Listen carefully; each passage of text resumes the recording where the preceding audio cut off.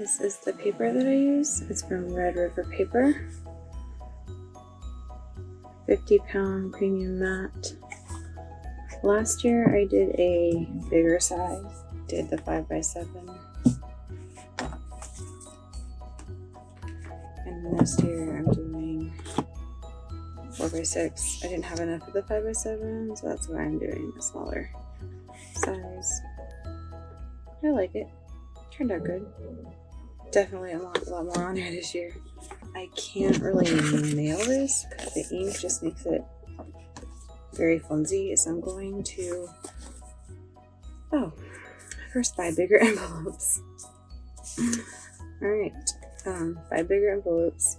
Okay, stamped on the back. I'm going to write a little hand note, and then I'm going to use these thank you stickers on the seal on the back on the correct envelope, obviously.